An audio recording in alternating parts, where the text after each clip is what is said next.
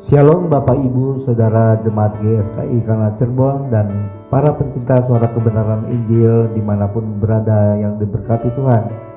Puji Tuhan, pada pagi hari ini kita akan mengikuti pertemuan ibadah secara online.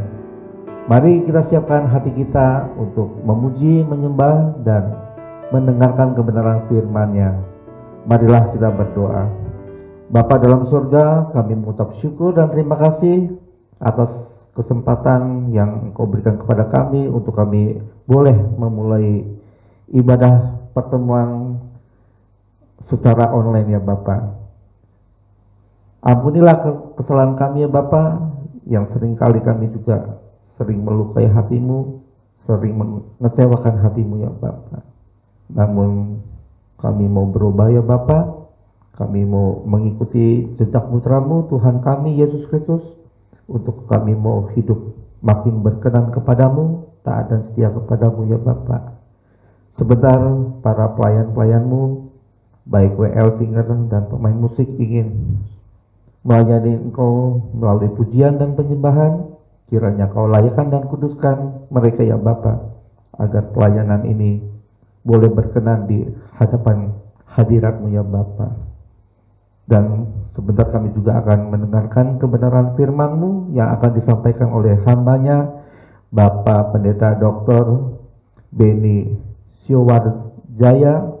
Kiranya Engkau urapi, Kau kuduskan, agar apa yang disampaikan kebenaran firman adalah daripada Engkau ya Bapa.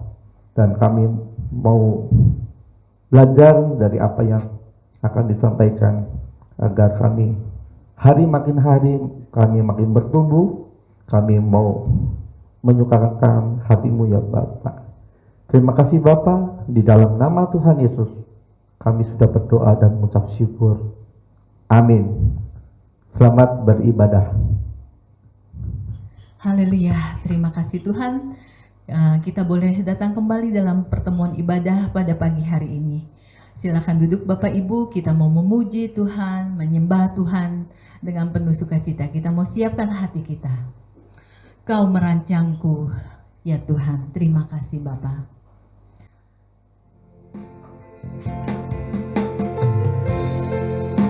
Haleluya, terima kasih Tuhan.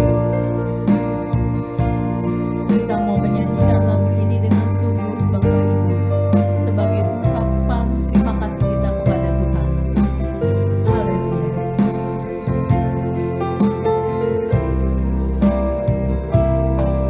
Kau merancang yang Kau anggap ku perlu, di luar mampuku untuk mengerti keajaiban kasih setiamu. Kau nyatakan setiap waktu bagai gelombang ombak di lautan. Mengagumkan semua yang Bapa lakukan. Ubahku terus seturut gambar-Mu. Aku ada sebagaimana ku ada, hanya oleh anugerah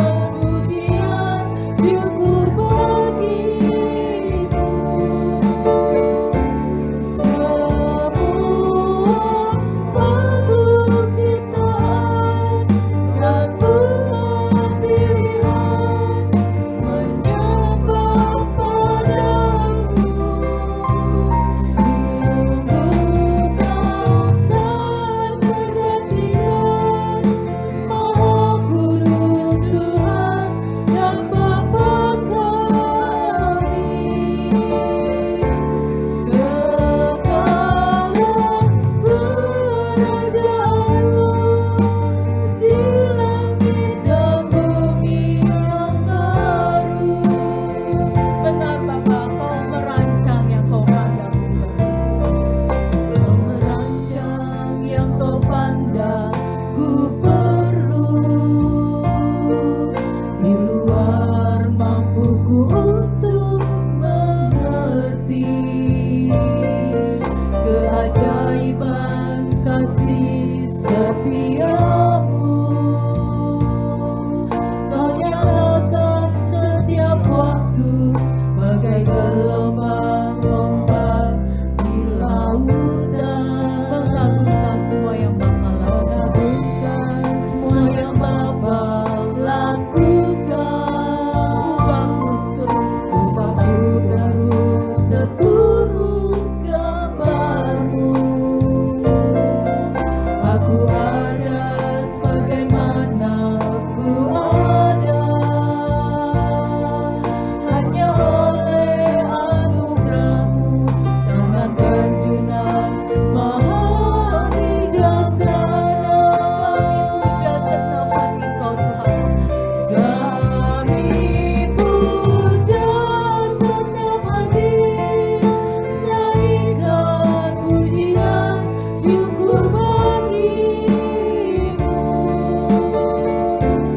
Semua makhluk ciptaan dan umat pilihan menyembah padamu.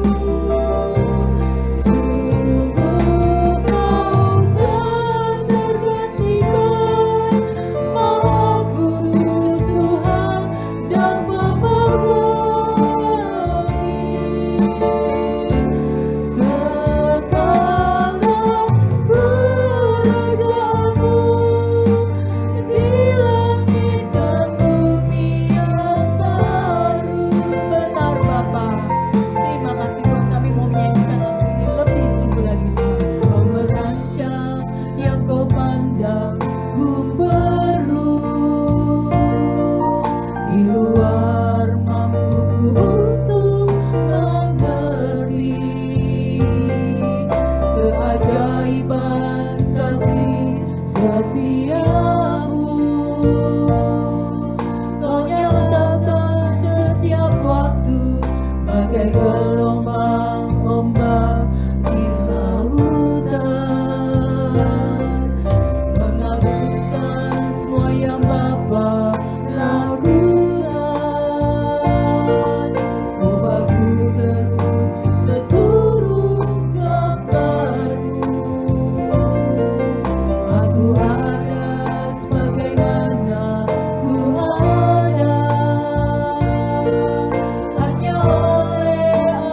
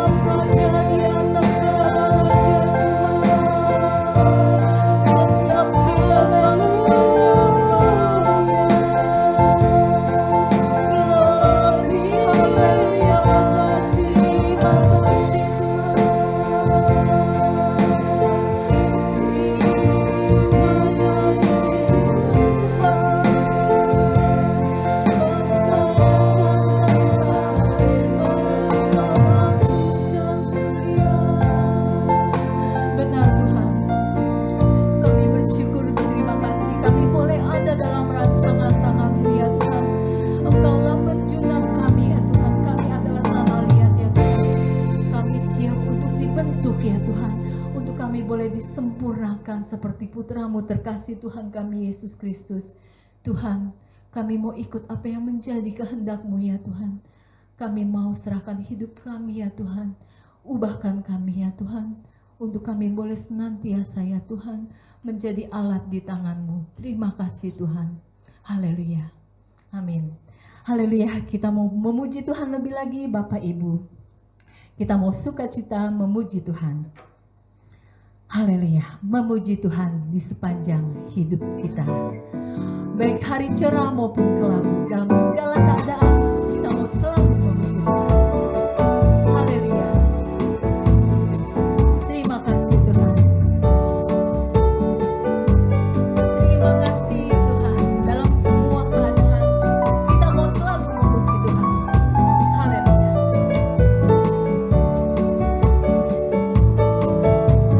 Memuji Tuhan di setiap langkah hidupku, di hari cerah dan kelabu. Dalam keadaan susah atau senang, selalu ku puji nama Tuhan. Memuji Tuhan di setiap langkah hidupku, di hari cerah dan kelabu. Benar Tuhan. Segala keadaan susah atau senang, selalu ku puji nama Tuhan. Dalam semua Allah bekerja. Dalam semua Allah bekerja, agar aku jadi dewasa. Sekarang ku tahu Tuhan. Sekarang ku tahu ya jalan-Mu Tuhan. Ya jalan-Mu menjadi sempurna diriku. Mulutku memuji dan jiwaku menyembah. Hanya Engkau yang layak, hanya Engkau yang layak, hanya Engkau yang layak ditinggikan. Kita mau memuji Tuhan lagi. Memuji Tuhan di setiap langkah hidupku, di hari cerah dan kelabu. Benar Tuhan. Segala keadaan susah atau senang, selalu ku puji nama Tuhan. Kita mau katakan lebih lagi. Memuji Tuhan di setiap langkah hidupku, di hari cerah dan kelabu. Benar Tuhan. Segala keadaan susah atau senang, selalu ku puji nama Tuhan. Dalam semua Allah bekerja. Amin Tuhan. Dalam semua Allah bekerja, agar aku jadi dewasa. Sekarang ku tahu ya jalan-Mu Tuhan. Sekarang ku tahu punya jalan-Mu menjadi sempurna diriku. Mulutku memuji dan jiwaku menyembah. Hanya Engkau yang layak, hanya Engkau yang layak, hanya Engkau yang layak ditinggikan. Musik mau memuji Tuhan juga. Mari musik memuji Tuhan. Haleluya Tuhan. Benar Tuhan. Engkau selalu bekerja ya Tuhan dalam hidup kami, menjadikan kami untuk tetap dewasa ya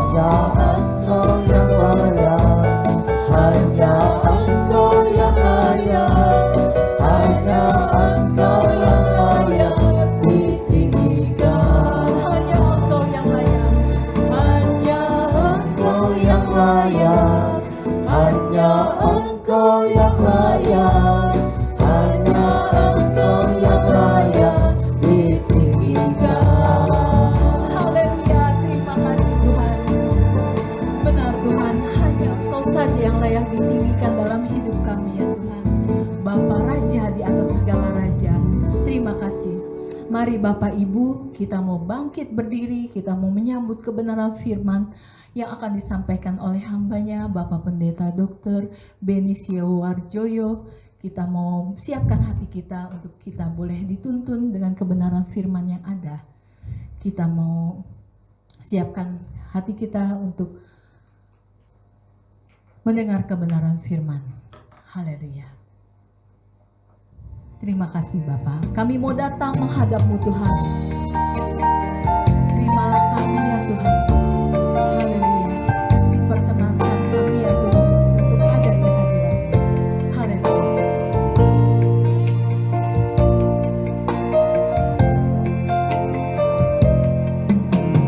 Ku datang menghadap-Mu Tuhan. Terimalah diriku Tuhan. Perkenankan diriku ada di hadirat-Mu. Masuk ruang suci-Mu. Benar Tuhan. Bersama para malaikat. Bersama para malaikat. Haleluya Bapak. Ku sujud menyembah padamu. Merasakan kasih-Mu, kasih Bapa yang kudus. Bersama Tuhan Yesus, Engkau yang maha Engkau yang maha besar, yang maha tinggi, kemuliaan-Mu mengatasi segalanya. Hanya Kau yang layak dipermuliakan, terpuji selamanya nama-Mu Tuhan. Kita mau katakan lebih sungguh lagi. Ku datang menghadap-Mu Tuhan. Ku datang menghadap-Mu Tuhan. Terimalah diriku Tuhan. Perkenankan diriku ada di hadirat-Mu. Masuk ruang suci-Mu. Bersama para malaikat. Bersama para malaikat. Menyembah padamu ya Bapak. Ku sujud menyembah padamu. Merasakan kasih-Mu, kasih Bapa yang kudus. Bersama Tuhan Yesus, Engkau yang maha besar, yang maha tinggi, kemuliaan-Mu mengatasi segalanya. Hanya Kau yang layak dipermuliakan, terpuji selamanya nama-Mu Tuhan. Engkau yang maha besar Tuhan. Kau yang maha besar, yang maha tinggi, kemuliaan-Mu mengatasi segalanya. Hanya Kau yang layak dipermuliakan, terpuji selamanya nama-Mu Tuhan. Hanya Kau yang layak Tuhan. Hanya Kau yang layak dipermuliakan, terpuji selamanya nama-Mu Tuhan. Terpuji nama-Mu Tuhan. Terpuji selamanya nama-Mu Tuhan. Terpuji selama-lamanya. Terpuji selamanya nama-Mu Tuhan. Haleluya, terima kasih Tuhan.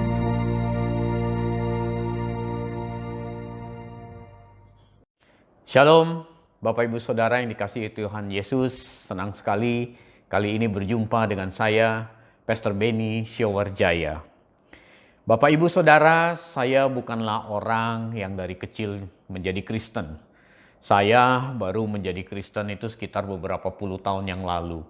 Nah, mengenang awal kisah pertobatan saya ketika saya hendak menjadi Kristen yang sungguh-sungguh. Dulu itu hampir setiap kalau saya tahu ada seminar, ada ibadah di mana saya datang, saya samperin. Tidak peduli siapa pembicaranya, yang jelas saya haus, saya ingin tahu apa itu kekristenan. Satu ketika ada sebuah retret atau semacam seminar begitu yang diadakan di luar kota Jakarta. Itu saya hadiri. Karena ada teman yang berkata di sini itu ada seminar yang bagus. Saya hadiri seminar itu. Nah, dalam sebuah sesi, saya lupa hari keberapa, tetapi dalam sebuah sesi, biasalah sebelum mulai sesi itu kan kita mengadakan ibadah, menyanyi, menyembah Tuhan, terus menyembah Tuhan dengan lewat lagu. Lalu sang worship leader mengajak para peserta seminar untuk speak out bahasa roh, ayo speak out bahasa roh, ayo yang bisa bahasa roh. Nah, itu ruangan riuh sekali orang berbahasa roh. Saya tidak berbahasa roh saat itu. Saya belum bisa berbahasa roh saat itu. Lalu karena orang teriak begitu kencang berbahasa roh, saya juga jadi malu lihat kanan kiri semua berbahasa roh. Akhirnya saya ikutan bahasa rohnya, walaupun ngaco. Orang lain sebelah saya laba-laba, saya nggak mau rugi gitu. Intinya saya sembarangan. Apa yang terjadi setelah ibadah itu, Bapak Ibu Saudara? Kebetulan setelah ibadah sesi itu berakhir adalah sesi istirahat makan siang.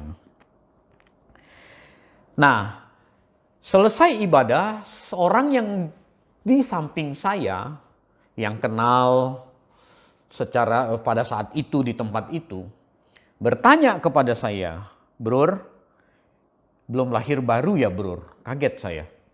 Maksudnya apa belum lahir baru? Saya bingung menjawabnya. Lalu dia bilang orang yang lahir baru di dalam Kristus itu ditandai dengan berbahasa roh. Orang yang lahir baru itu ditandai dengan berbahasa roh. Tadi saya lihat kamu tidak berbahasa roh katanya, atau belum berbahasa roh. Apa yang terjadi Bapak Ibu Saudara?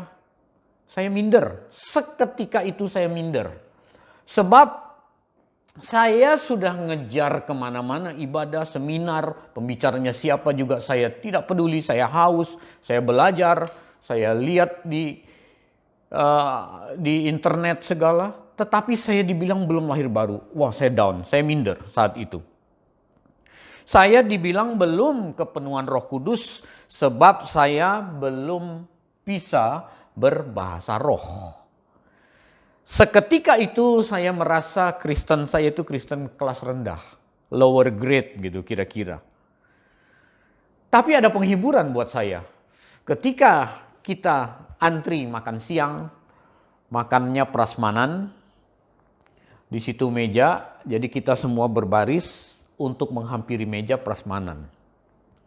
Nah, begitu barisan sudah rapi, ada yang nyodok ke depan. Padahal waktu ibadah tadi, saya melihat orang itu berbahasa roh dengan kencang sekali. Dan dia mengalami yang disebut oleh teman sebelah saya itu kepenuhan Roh Kudus.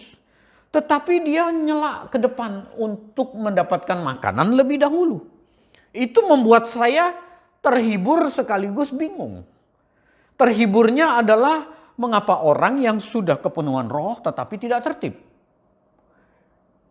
Jadi waktu saya merasa Kristen, saya Kristen lower grade, kelas lebih rendah, ternyata tindakan orang itu yang katanya kepenuhan Roh Kudus, menurut saya saat itu lebih rendah lagi Kristennya. Karena dia harus tahu orang lagi ngantri semua. Nah, bingungnya saya, kok orang yang kepenuhan Roh Kudus begini ya? Kok orang Kristen yang tadi bahasa rohnya kencang, dia menandakan dirinya kepenuhan Roh Kudus, kok begini ya? Bapak Ibu Saudara, Kepenuhan Roh Kudus memang merupakan salah satu peristiwa yang dialami oleh para rasul pada saat peristiwa Pentakosta 2000 tahun yang lalu, yang hari ini kita peringati 10 hari setelah Tuhan Yesus naik ke surga. Roh Kudus dicurahkan di loteng atas. Kisah Rasul 2 ayat 4. Peristiwa ini menjadi sebuah tonggak sejarah bagi lahirnya kekristenan di atas muka bumi ini. Kita buka Kisah Rasul 11 ayat 24, 25, dan 26. Ini tonggak sejarah lahirnya kekristenan di atas muka bumi ini. Kisah Rasul 11 ayat 24, 25, 26. Karena Barnabas adalah orang baik, penuh dengan Roh Kudus penuh dengan Roh Kudus dan iman, sejumlah orang dibawa kepada Tuhan. Lalu pergilah Barnabas ke Tarsus untuk mencari Saulus. Dan setelah bertemu dengan dia, ia membawanya ke Antiokhia. Jadi Barnabas dan Saulus pergi ke Antiokhia. Mereka tinggal bersama-sama dengan jemaat itu 1 tahun lamanya, sambil mengajar banyak orang. Di Antiokhia lah murid-murid itu untuk pertama kalinya disebut Kristen. Jadi peristiwa Pentakosta di loteng atas itu menjadi sebuah tonggak sejarah menandakan bahwa di kota Antiokhia itulah pertama kali murid-murid itu disebut Kristen. Jadi Kristen itu memang identik dengan kepenuhan Roh Kudus. Sebab pada saat peristiwa loteng atas itu, Kisah Rasul 2 ayat 4 itu orang berbahasa lidah, orang berbahasa asing, orang berbahasa roh.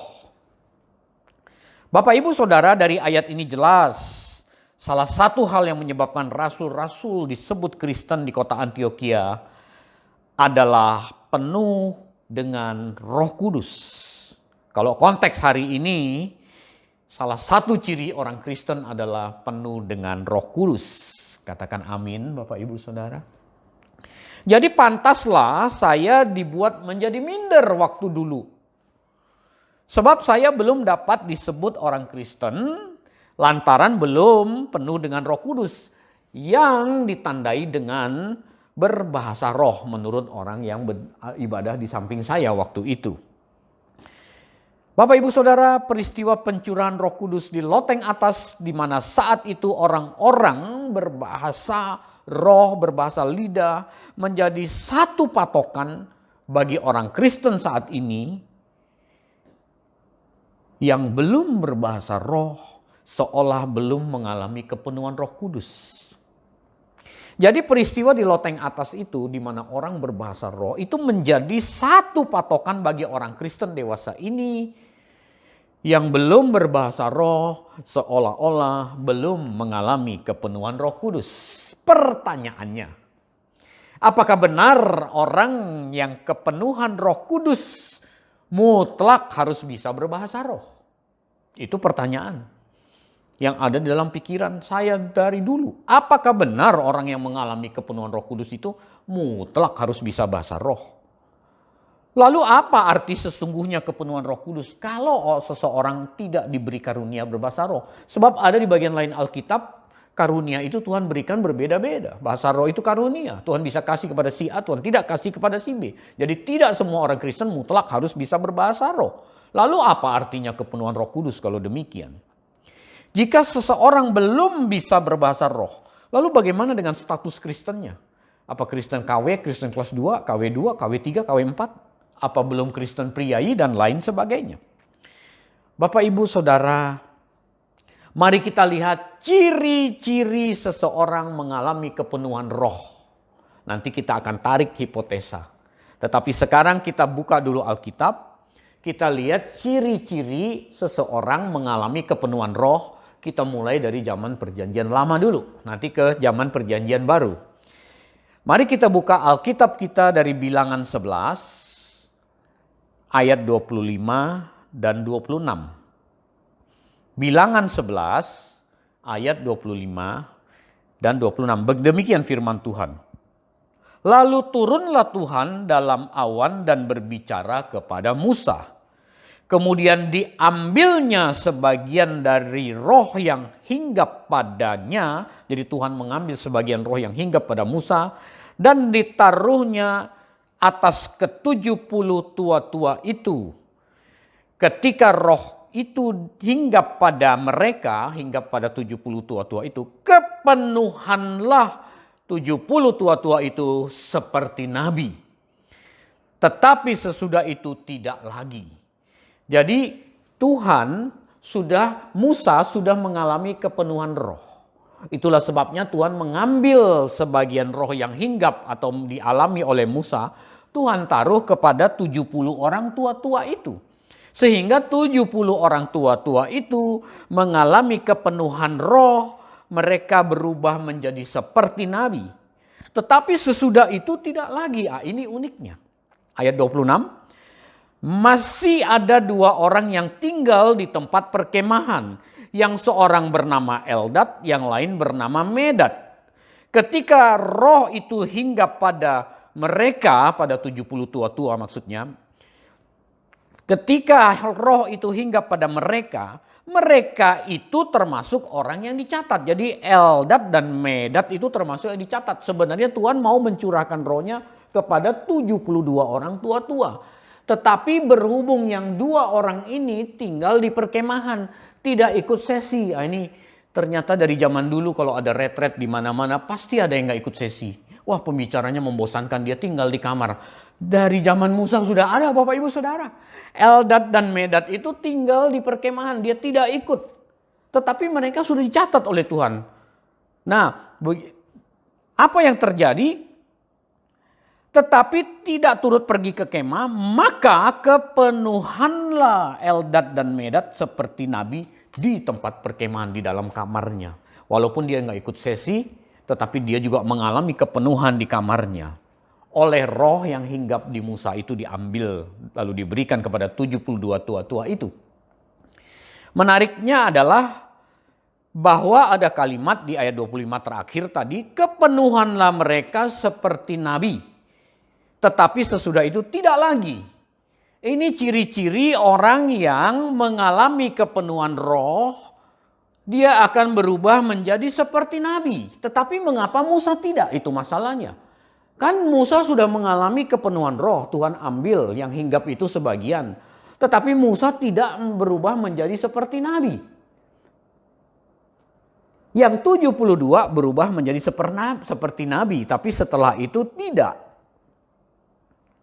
Bapak Ibu Saudara, kepenuhan roh dari 72 tua-tua itu membuat mereka menjadi seperti nabi, sementara Musa tidak. Dan ada kalimat di ayat 25 tadi, tetapi sesudah itu tidak lagi. Jadi orang yang kepenuhan roh, saya boleh simpulkan hipotesa bahwa orang yang mengalami kepenuhan roh, dia akan berubah menjadi seperti nabi. Tapi setelah itu enggak, udah balik lagi ke manusia normal. Ini disebut sebagai kepenuhan roh secara sesaat. Atau dalam bahasa lain, kepenuhan roh secara temporal. Jadi secara sesaat saja.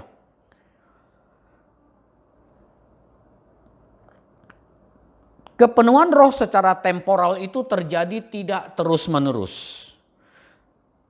Ciri-ciri fisiknya kelihatan oleh kasat mata kita. Di dalam konteks bilangan 11 tadi disebut dia berubah menjadi seperti nabi. Apa itu menjadi seperti nabi? Nabi adalah messenger, pembawa pesan Tuhan. Dia bisa bernubuat, dia bisa berbahasa roh, dia bisa bermanifestasi, dia bisa bernyanyi, dia bisa menangis. Sepertinya nabi yang sedang menyampaikan pesan Tuhan kepada khalayak ramai. Itu ciri-ciri orang mengalami kepenuhan roh secara sesaat.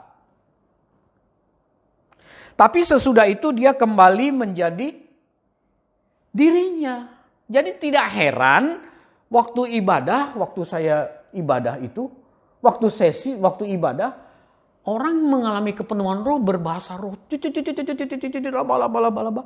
Setelah makan, setelah antri makanan dia bisa nyela barisan. Karena dia kepenuhan roh secara sesaat.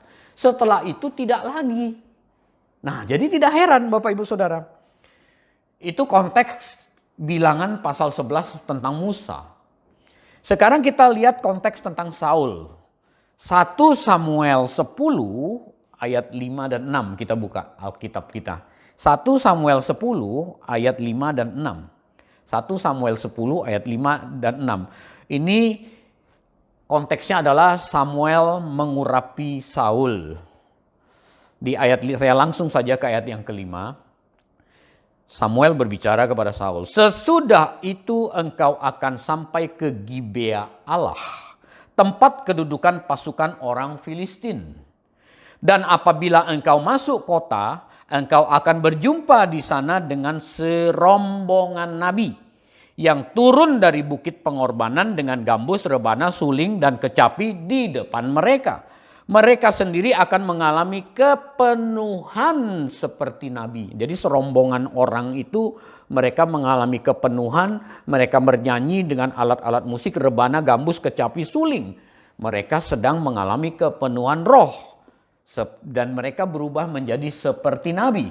Sesuai dengan bilangan 11 tadi. Ayat 6. Maka roh Tuhan akan berkuasa atasmu, atas Saul. Dan engkau akan kepenuhan bersama-sama dengan mereka dan berubah menjadi manusia lain. Jadi ciri yang pertama, orang mengalami kepenuhan Roh Kudus adalah dia berubah menjadi seperti nabi. Yang kedua, dia berubah menjadi manusia lain. Itu cirinya. Jadi tidak heran kalau orang di ruang ibadah bisa nangis-nangis, bisa ketawa-ketawa, bisa memuji Tuhan, bisa berbahasa roh, bahkan dia bisa bernubuat untuk orang-orang di sekitarnya. Tapi setelah itu dia kembali menjadi dirinya sendiri. Yang selingkuh ya tetap selingkuh. Hari Minggu kepenuhan roh, tetapi hari lain yang korupsi tetap korupsi. Mengapa? Karena mereka mengalami kepenuhan roh secara sesaat, tidak secara permanen. Jadi ciri-ciri orang mengalami kepenuhan roh secara sesaat itu kelihatan rohani pada saat tertentu. Tetapi pada saat-saat lain manusia aslinya datang kembali. Begitu Bapak Ibu Saudara. Sekarang mari kita lihat ayat 10 dari 1 Samuel 10 ayat 10. Kita lompat.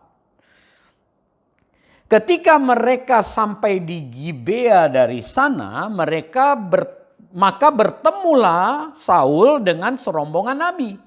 Roh Allah berkuasa atasnya dan Saul turut kepenuhan seperti nabi.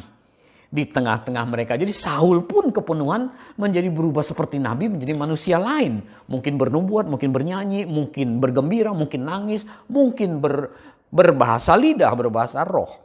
Apa yang terjadi di ayat 13 kita langsung lompat, kita lihat.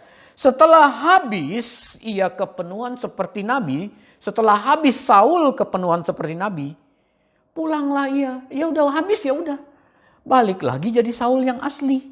Balik lagi jadi dirinya yang asli. Jadi ini hipotesa ini bisa kita simpulkan bahwa ada dua jenis kepenuhan roh. Kepenuhan roh secara temporal atau sesaat seperti yang dialami oleh 72 tua-tua dan Saul yang kita bahas tadi. Dan ada satu jenis lagi kepenuhan roh, yaitu kepenuhan roh secara permanen. Dulu kan kita bingung. Lihat orang ini kok rohani sekali ya, di gereja begitu mengasihi Tuhan tetapi kok bengis kepada pasangan hidupnya. Kita bisa bingung melihatnya. Begitu mengagung-agungkan Tuhan, begitu kelihatan rohani. Tetapi begitu dagang nipu orang. Dagang dengan cara tidak benar. Di kantor korupsi. Saya dulu punya karyawan. Ketua pemuda di gerejanya. Begitu rohani kalau jadi worship leader di gerejanya. Tapi datang ke kantor telat melulu. Dulu bingung. Kok begitu ya? Padahal waktu dia jadi worship leader dia bisa berbahasa roh dengan fasih. Ternyata dia mengalami kepenuhan roh secara sesaat, secara temporal. Apakah itu tidak alkitabiah? Yes, kepenuhan Roh Kudus secara sesaat itu alkitabiah, itu sesuatu yang alkitabiah. Maka orang bermanifestasi menjadi manusia lain, kata 1 Samuel 10. Di dalam bilangan disebut berubah menjadi seperti nabi. Nah Bapak Ibu Saudara, saya sudah singgung tadi ada satu lagi kepenuhan roh, yaitu kepenuhan Roh Kudus yang seperti yang dialami oleh Musa, yaitu mengalami kepenuhan Roh Kudus secara terus menerus, secara permanen. Seperti yang dialami Musa, Barnabas, Saul dan lain sebagainya di kota Antiokhia yang kita baca tadi. Nah Bapak Ibu Saudara, kepenuhan Roh Kudus secara permanen ini tidak bisa kita lihat ciri-ciri fisiknya. Beda dengan kepenuhan Roh Kudus secara temporal. Orang bisa berbahasa lidah, laba. Tapi orang yang kepenuhan Roh Kudus secara permanen tidak bisa dilihat ciri-cirinya dengan kasat mata. Lalu bagaimana? Kita harus bergaul lama dengan orang itu. Kita harus bergaul dengan dia. Lalu lihat kesehariannya, baru kita tahu bahwa apakah orang ini mengalami kepenuhan Roh Kudus secara permanen atau tidak. Ketika kita bersama dengan dia, kita bergaul, kita merasakan kasihnya, kita merasakan kesabarannya, kita merasakan bagaimana dia menyelesaikan masalah dengan sesuai dengan petunjuk Tuhan, baru kita tahu bahwa orang ini mengalami kepenuhan Roh Kudus secara permanen atau tidak. Para rasul Paulus atau Saulus dan Barnabas dan lain-lainnya di kota Antiokhia, mereka bisa disebut Kristen oleh penduduk kota Antiokhia tentu bukan hanya karena mereka mengalami kepenuhan Roh Kudus secara sesaat saja. Tentu penduduk di kota Antiokhia itu melihat bagaimana mereka hidup. Kan tadi jelas kan ayatnya kan, mereka tinggal setahun lamanya, setelah itu baru dapat legitimasi dari penduduk kota Antiokhia bahwa ini seperti Kristus mereka, makanya disebut Kristen. Jadi Bapak Ibu Saudara, mereka disebut Kristen itu karena kelakuannya. Karena sikap dan sifatnya sehari-hari mencerminkan mereka seperti Kristus.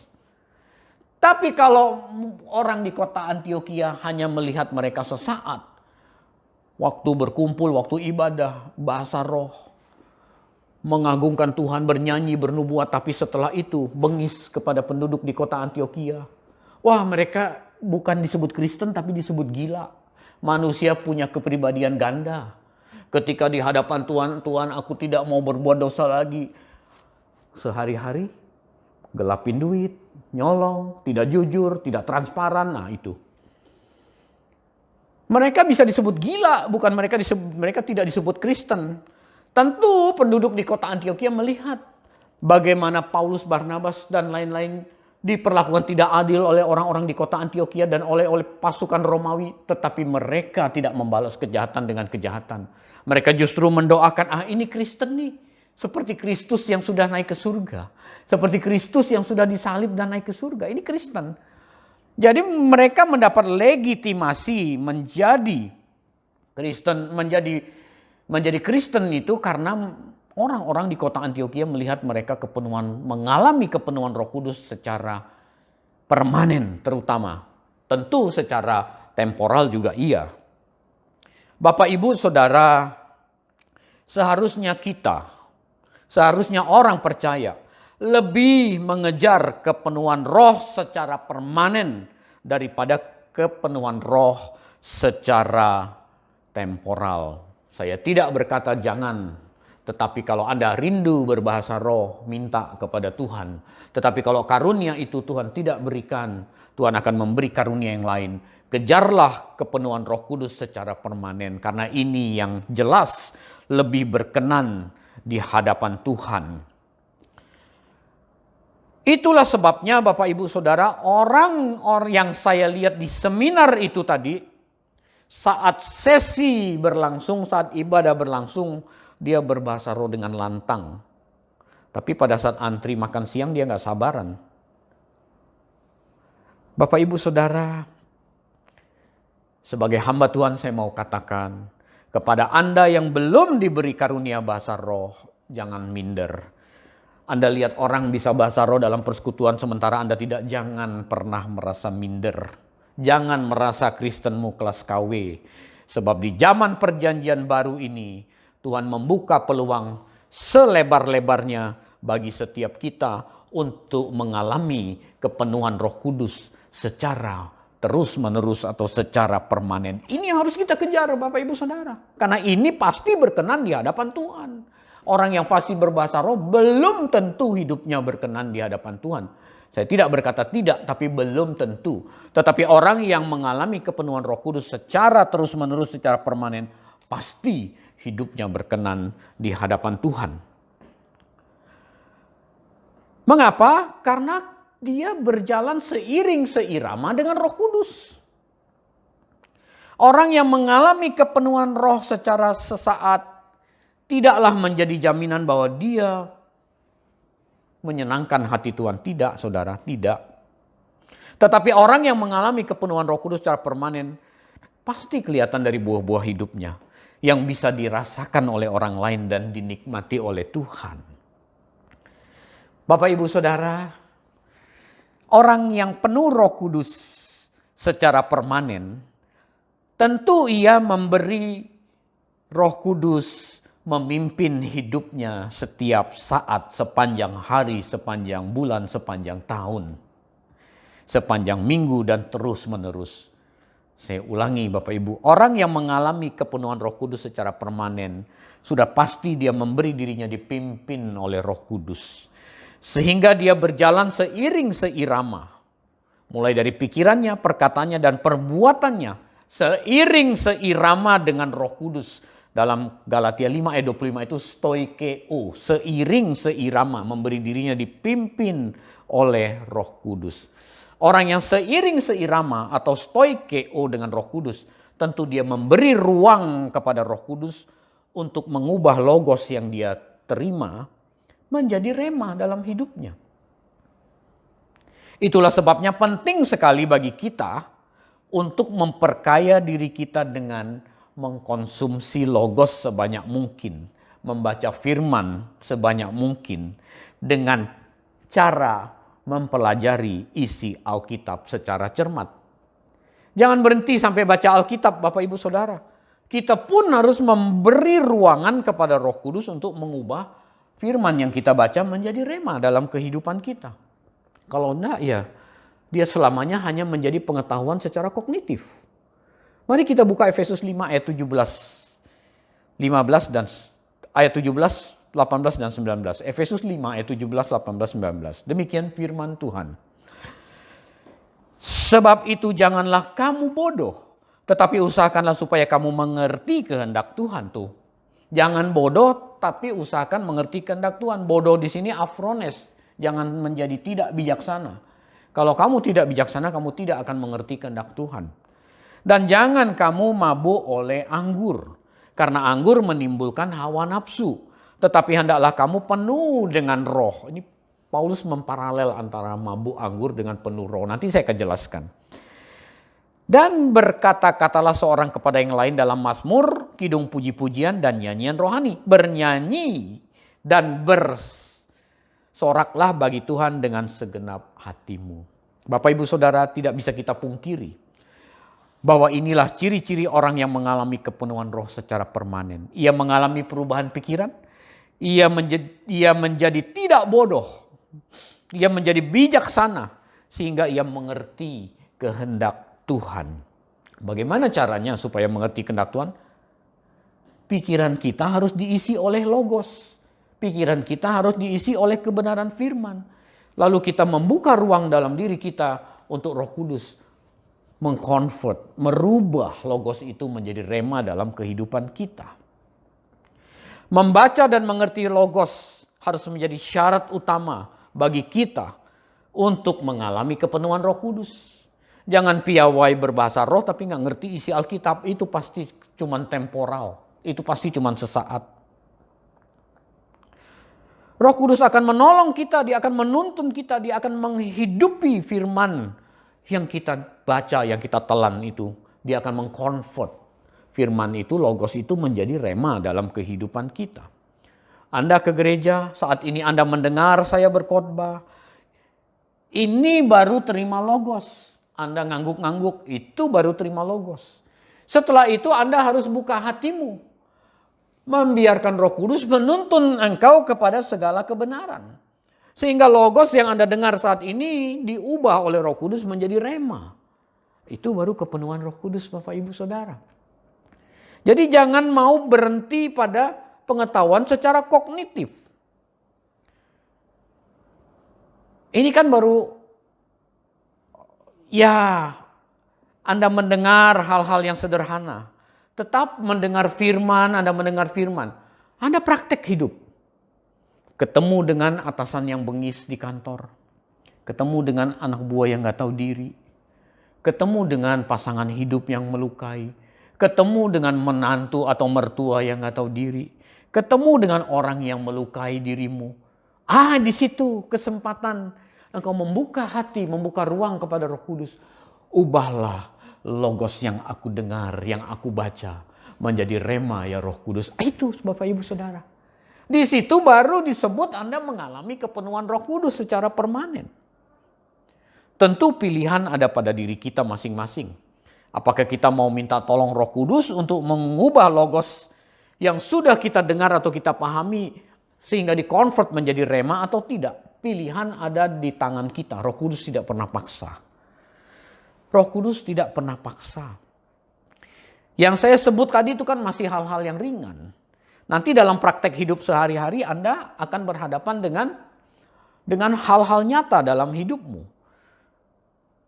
Menghadapi orang yang bengis, Anda diludahin orang, Anda dihina, tidak dianggap dalam pelayanan. Itu semua menjadi sebuah sarana yang efektif untuk mengalami kepenuhan Roh Kudus secara permanen.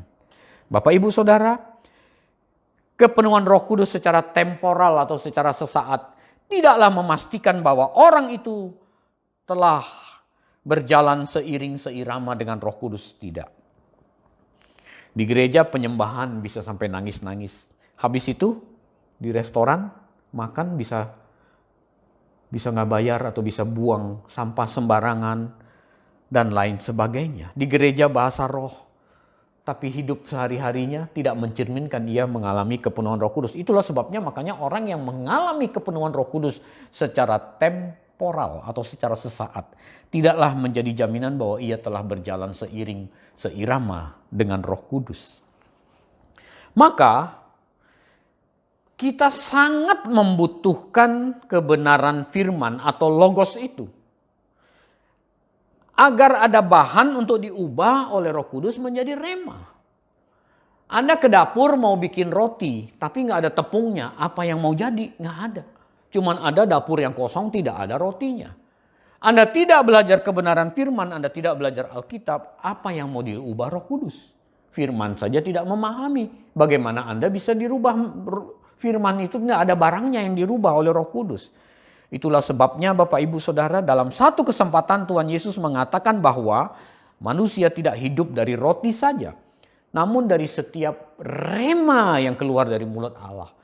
Namun dari setiap firman yang keluar dari mulut Allah. Matius 4 ayat 4. Ini ada masalah lagi tersendiri Bapak Ibu. Orang yang mengerti banyak logos secara kognitif tidaklah menjadi jaminan bahwa dia mengalami kepenuhan Roh Kudus. Kalau dia tidak membuka dirinya untuk Roh Kudus bekerja. Ini masalah tersendiri Bapak Ibu. Orang yang mengerti banyak firman, logos secara kognitif, doktor sampai 3 biji, lulusan dalam negeri, lulusan luar negeri, lulusan mana lagi gitu. Mengerti banyak, tidak menjadi jaminan bahwa dia mengalami kepenuhan Roh Kudus atau berjalan seiring seirama dengan Roh Kudus. Kalau dia tidak memberi Roh Kudus merubah logos yang dia miliki menjadi rema dalam hidupnya, alias dia hanya mengandalkan dirinya sendiri. Itulah sebabnya Bapak Ibu Saudara tidak heran kalau Anda lihat di sosial media belakangan ini, dokter nyerang dokter teologi loh ini bukan dokter hewan, ini dokter teologi, tapi kelakuan mirip dokter hewan gitu. Dokter teologi lulusan mana nyerang ajaran lain dengan tidak sopan. Mengapa? Karena dia mengerti secara kognitif firman, tetapi dia tidak membuka hatinya untuk Roh Kudus merubah logos yang dia dengar menjadi rema dalam kehidupannya. Belum lagi ngata-ngatain orang lain dengan kata-kata kasar, belum lagi memfitnah, belum lagi bikin berita hoax dan lain sebagainya. Ini saya ngomong di ranah rohani Bapak Ibu Saudara. Tapi Pak, dia duluan Pak gitu. Oh biarin dia duluan, masa kita mau ikutan kayak dia? Kan begitu Bapak Ibu Saudara. Maka hal yang terbaik adalah tidak menanggapi dan diam. Bapak Ibu Saudara, orang-orang demikian tidak memberi ruang kepada Roh Kudus untuk merubah logos yang dimilikinya menjadi rema. Merasa dirinya sudah pintar dan merasa tidak perlu melibatkan Roh Kudus. Di gereja bisa dianggap lebih rohani. Bisa diangkat menjadi ketua pemuda gitu. Yang tadi contoh yang saya sebut. Saya punya karyawan dulu, ketua pemuda di gerejanya. Tapi ke kantor telat melulu. Kerja tidak efektif. Bahkan pernah sampai dia menggelapkan uang perusahaan dan lain-lain sebagainya. Tapi di gereja jadi ketua pemuda. Dan jadi worship leader pula gitu. Ini orang-orang yang mengalami kepenuhan Roh Kudus tidak permanen. Hanya temporal. Apakah itu salah mengalami kepenuhan Roh Kudus secara sesat? Tidak salah. Tetapi yang harus kita kejar adalah mengalami kepenuhan Roh Kudus secara permanen. Pasti berkenan di hadapan Tuhan Bapak Ibu Saudara. Nah, kita kembali ke Efesus 18 tadi. Efesus 5 ayat 18. Efesus 5 ayat 18 saya bacakan ulang. Dan janganlah kamu mabuk oleh anggur, karena anggur menimbulkan hawa nafsu. Tetapi hendaklah kamu penuh dengan Roh Kudus. Ini kan kayak nggak nyambung Bapak Ibu Saudara ya. Ngomong jangan bodoh supaya mengerti firman, mengerti kehendak Allah. Lalu Paulus bilang jangan mabuk anggur. Tetapi hendaklah kamu penuh roh. Paulus memparalelkan antara orang yang mabuk anggur dengan kepenuhan Roh Kudus.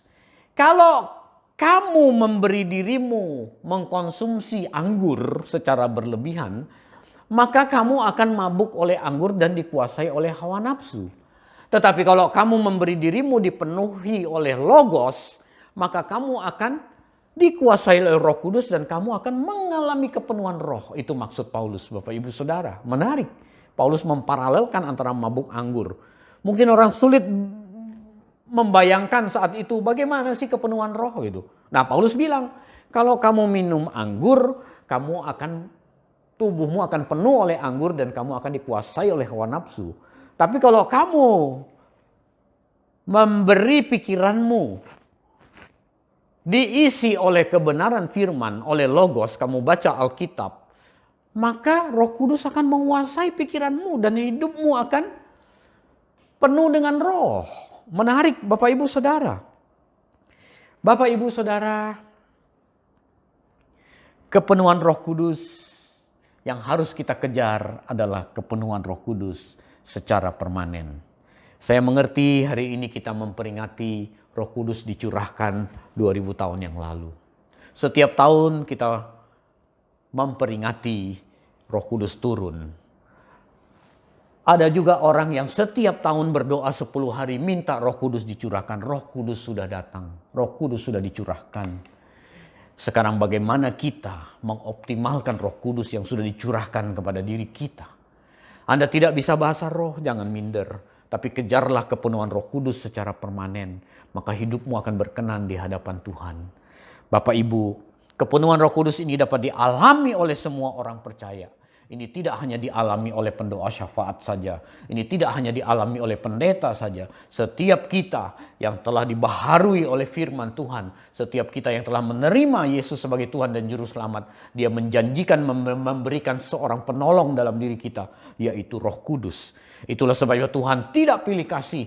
Tuhan memberikan karunia kepenuhan Roh Kudus secara permanen ini kepada semua orang percaya. Tuhan memberi peluang ini seluas-luasnya kepada kita untuk mengalami kepenuhan Roh Kudus secara permanen. Mari kita manfaatkan sisa umur hidup kita ini. Mari kita manfaatkan setiap peristiwa hidup yang kita alami untuk merasakan, mengalami kepenuhan Roh Kudus secara permanen.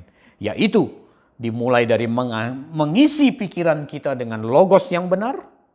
Lalu kita membuka ruang dalam diri kita kepada Roh Kudus untuk mengkonvert atau merubah logos itu menjadi rema dalam setiap peristiwa hidup kita.